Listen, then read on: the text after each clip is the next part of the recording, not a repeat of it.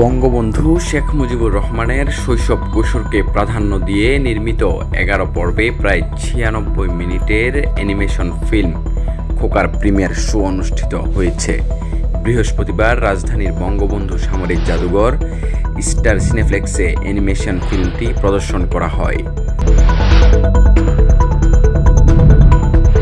বাহুবলী ছবির মাধ্যমে রাতারাতি তারকা খ্যাতি পেয়েছিলেন অভিনেত্রী আনুশকা শেঠি। এই অভিনেত্রী এক বিরল রোগে আক্রান্ত, তাকে বিজ্ঞানের ভাষায় PBA বলা হয়, যা স্নায়বিক ব্যাধি, আর এর প্রভাব সরাসরি মস্তিষ্কে গিয়ে পড়ে। হাসির দৃশ্যের অভিনয়ের সময় হাসতে হাসতে তিনি মাটিতে গড়াগড়ি খান। পুষ্পা 2 দ্য রোল চলতি বছরের বহুল প্রতীক্ষিত সিনেমা। তবে পুষ্পা 2 সিনেমার মুক্তির দিন নিয়ে তৈরি হয়েছে ধোঁয়াশা। 15 আগস্ট মুক্তি পাওয়ার কথা ছিল, তবে 15 আগস্টের পরিবর্তে আগামী 6 ডিসেম্বর সিনেমাটি মুক্তি পাবে।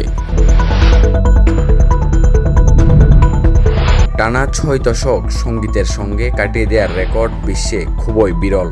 সেই অনন্য অর্জন নিজের জীবনের সাথে যুক্ত করেছেন নন্দিত কণ্ঠশিল্পী রুনা লায়লা। 1964 সালের 24 জুন সিনেমার গানে প্রথম কণ্ঠ দেন তিনি। এরপর কেটে গেছে 60টি বছর।